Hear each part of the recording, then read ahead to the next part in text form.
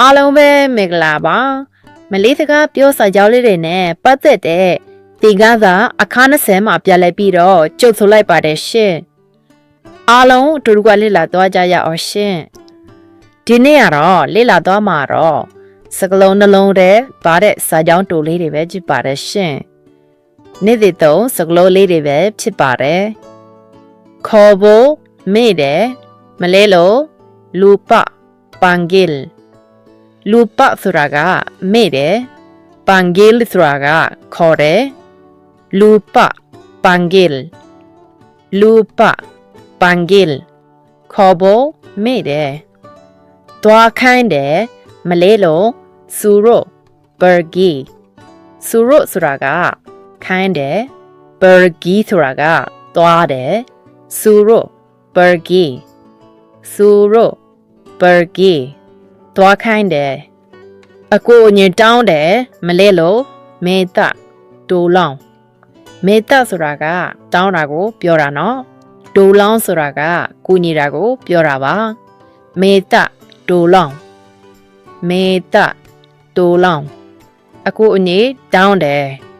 နောက်ကြောက်မှာကြောက်တယ်မလဲလို့တာကုတ်လဲဝတာကုတ်ဆိုတာကကြောက်တာကိုပြောတာနော်လဲဝဆိုတာကနောက်ကျတာကိုပြောတာပါတာကုတ်လဲဝတာကုတ်လဲဝနောက်ကျမှကြောက်တယ်အကုံပို့တယ်မလဲလို့ဟာတာဟာဘစ်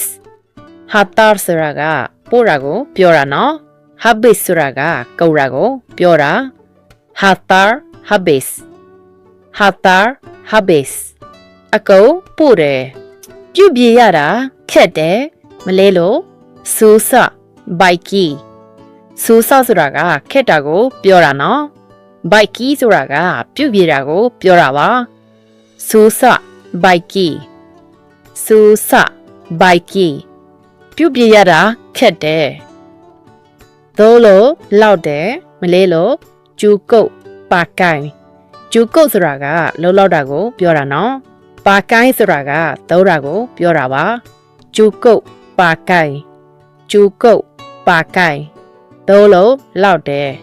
ဒီနေ့ဗီဒီယိုလေးကတော့ဒီလောက်ပါပဲရှင်အားလုံးအဆင်ပြေကြမယ်လို့မျှော်လင့်ပါတယ်အားလုံးကိုလည်းကျေးဇူးတင်ပါတယ်ရှင်